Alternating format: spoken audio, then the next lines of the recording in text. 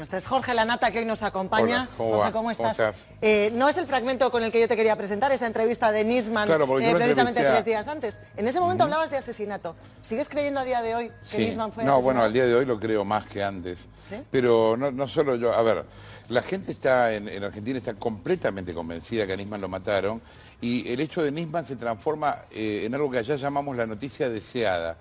Es una noticia que ya todo el mundo se convenció de que es así, y aun cuando no lo fuera, todo el mundo va a creer que lo mataron. Digamos, si mañana aparece un tape de Nisman suicidándose, la gente va a pensar que el tape está montado. Ya. ¿Por qué todos creen que lo mataron? Porque, como dice el dicho popular, nadie se muere en la víspera. El tipo se pasó 3 años trabajando en un informe para darlo a conocer, y un día antes de darlo a conocer se mata. Es imposible, digamos, no tenía ni ese temperamento, para él era muy importante lo que iba a pasar, y no era un tipo melancólico, ninguna de las personas que lo conoce cree que se puede haber matado, y de hecho, a medida que avanza la justicia en la investigación, empiezan a haber un montón de historias que no cierran. La puerta no estaba cerrada del lado de adentro, el cerrajero declara y dice, lo abrí con un alambre, me costó 10 segundos abrirlo, hubiera entrado cualquiera, esto dice el cerrajero. Había una puerta más que no se conocía, el tipo pide un arma prestada, pero cuando en teoría se mata, no hay pólvora En sus manos, ¿no? en Restos. las manos, esto sale de una pericia. Hay demasiados elementos que por lo menos permiten dudar. Ya. Y en el foco de todo esto, Cristina Kirchner, vamos a escuchar alguna de las cosas que ha dicho en los últimos días. A mí no me van a extorsionar, a mí no me van a intimidar. Yo no les tengo miedo.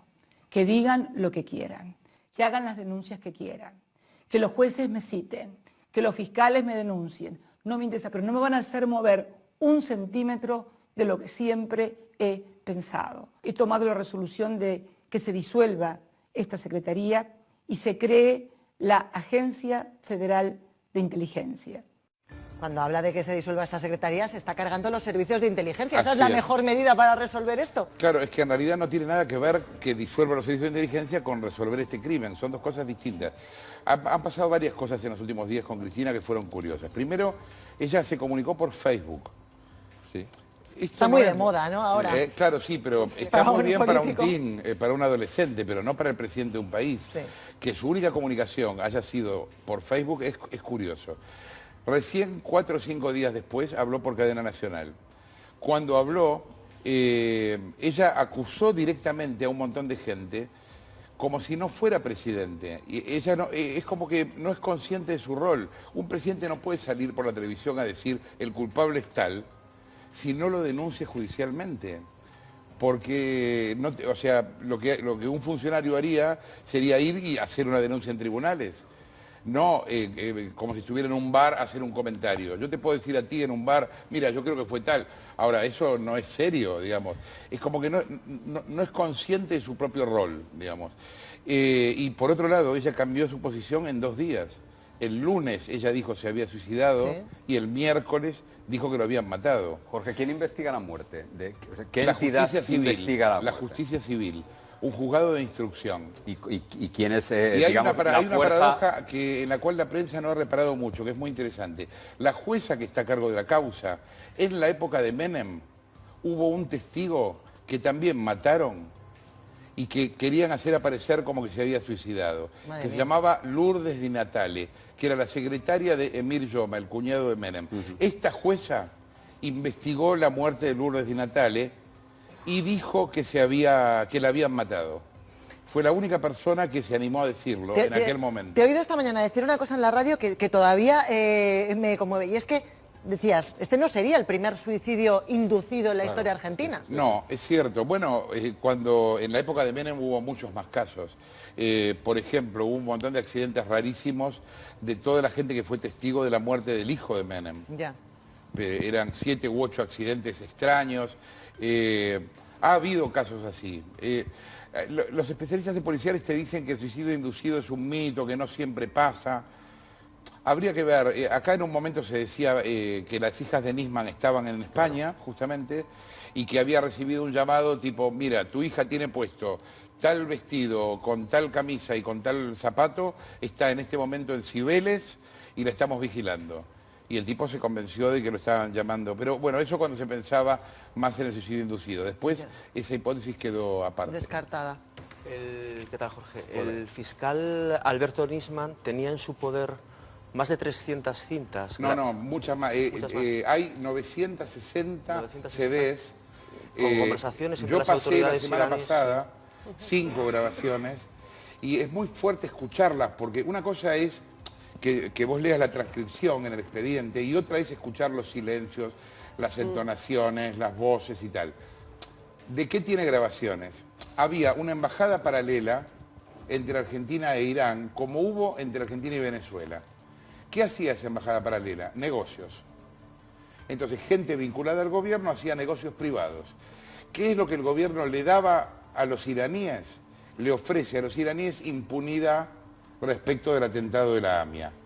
Dice, ustedes hagan negocios con nosotros, nosotros les perdonamos los cargos.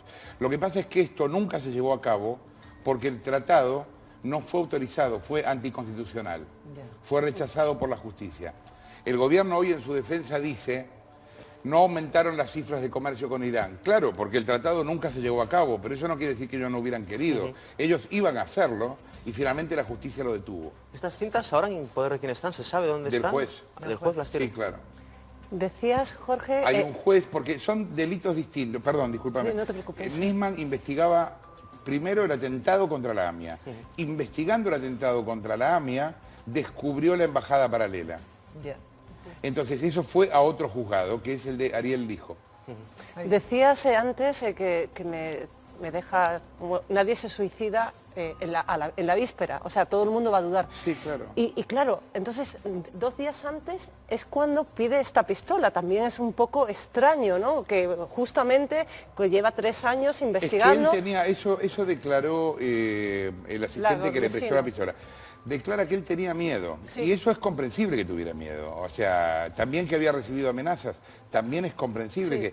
Y en ese contexto que él hubiera pedido una pistola para defenderse, a mí no me parece tan raro. Ya, claro, ¿sabes? O sea, simplemente porque... Él desconfiaba de su propia custodia, o sea... Y de hecho, hoy hay 3 policías... Decía que no quería estar a la vera de sus hijas para que no le pasara nada. Claro. Porque no, el relato que dan no coincide con nada, ni las horas, ni... Es toda una historia muy extraña. Hay que ver si alguna vez se llega al final de esta historia. Si tú ves las encuestas, la gente cree que nunca se va a saber la verdad. O sea, la gran mayoría de la gente cree que no se va a saber la verdad. ¿Creen los argentinos ya en cualquier versión oficial? No, en realidad descreen de cualquier versión oficial. Sí, claro. Bueno, es que ha perdido el gobierno mucha credibilidad. Mira, el vicepresidente de la Argentina... Amado Boudou, está procesado en 2 causas judiciales por haber querido quedarse con la Casa de la Moneda. Es una nota que hicimos nosotros en la radio, una investigación nuestra. En Estados Unidos, en Suiza y en Uruguay investigan lo que se llama la ruta del dinero K, que es una ruta de lavado de dinero que nosotros denunciamos que termina en Seychelles. La Presidente está siendo investigada por tener empresas hoteleras. En el manual de lavado de dinero, el manual del lavado de dinero for dummies, el artículo 1 dice, cómprese un hotel. O sea, es la manera más fácil de lavar dinero, porque vos le das una ocupación falsa y entonces con eso haces tener ingresos. Cualquier tipo de cantidad, ¿no? Claro. Esta es la situación hoy en Argentina. A este contexto se le agrega Nisman. Entonces, claro, la reacción social fue muy fuerte. Fue muy parecida, yo no sé si ustedes recuerdan el hecho, a un hecho que en principio no tiene que ver con esto. La muerte del reportero gráfico José Luis Cabezas, que había sido asesinado por haberle sacado una foto a Yabrán, a un millonario vinculado a Menem. Bueno, en aquel momento eso en la gente despertó una sensación de mucha impunidad y de temor. Como que había una mafia atrás del poder, adentro del poder, y que esa mafia tenía tanto poder como el poder o más. Este hecho... fue comparable a eso, a lo de Cabezas. La gente se sintió como desamparada.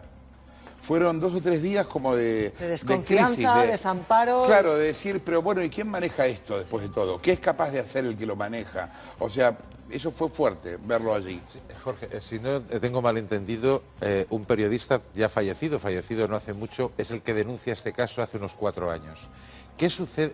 El fiscal Nisman rechaza de entrada esa hipótesis. ¿Qué sucede para que cambie radicalmente la actitud del fiscal y empiece a investigar? ¿Qué es lo que encuentras? ¿Ha salido? Mira, Nisman, como distintos funcionarios de la justicia, en los primeros años del gobierno estuvo muy cerca del gobierno.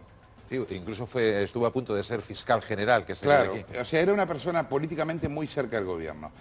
En su momento yo tuve grandes diferencias con él por la investigación del atentado, porque el atentado recibió mucha presión de los países extranjeros, tanto de Estados Unidos como de Israel. Y en ese momento convenía que fuera Irán el responsable. Yo siempre pensé, e incluso publiqué un libro en su momento sobre eso, que se llamó Cortinas de Humo, que era más Siria que Irán, pero que en ese momento por intereses geopolíticos nadie estaba interesado en investigar a Siria. Yo creo en verdad que el atentado de la AMIA fue más sirio y que fue una factura contra Menem por acuerdos de lavado de dinero que no cumplió. Esa es una teoría que nosotros tuvimos hace años. Nisman estaba muy cerca del gobierno en un momento en el que el gobierno estaba muy cerca de Estados Unidos también, que fue la época de Néstor. Muerto Néstor Kirchner, la política exterior argentina se transforma en algo muy errático y se reformula totalmente. Cristina rompe más, no es que rompe, pero formalmente empeora las relaciones con Estados Unidos, empieza a tener relaciones con Irán, empieza a tener cada vez más relaciones con Venezuela, busca relaciones con Angola. Hay muchas relaciones exteriores de Argentina vinculadas con el tema del petróleo en esa época, porque Argentina sufre una crisis energética muy grande, que sucedió durante el kirchnerismo. Hasta el kirchnerismo, Argentina exportaba petróleo. Hoy, Argentina importa petróleo. Entonces, necesitan salir a buscar petróleo por cualquier lado. Y eso, más la presión de Venezuela, yo creo que hizo también que Nisman se separara de la línea del gobierno y empezara a trabajar de una manera más independiente. En ese contexto es cuando él descubre lo de la embajada paralela, que no es, yo cito el antecedente de Venezuela, porque no es la única embajada paralela que hubo. Aquella famosa valija de un tipo que se llamaba Antonini Wilson, que fue detenido en el aeropuerto de Argentina con $600.000 cash que mandaba Chávez, era una valija de una serie de valijas que llegaban de Venezuela, de dinero negro que de alguna manera políticamente se aportaba desde Venezuela a Argentina. También eso sucedía a través de una embajada paralela. O sea, no de los canales oficiales. Había un embajador que no sabía nada de esto. Jorge, necesitaríamos, yo creo, una temporada entera de este programa, de Más Vale Tarde, para entender la política argentina. Y yo fracasaría en explicarlo. No, seguramente no, pero quiero decir, o sea, da para muchísimo, me estoy dando cuenta. Es un honor tenerte aquí, de verdad, Jorge, También para mí desde estar siempre. acá. Gracias por venir, te lo agradezco.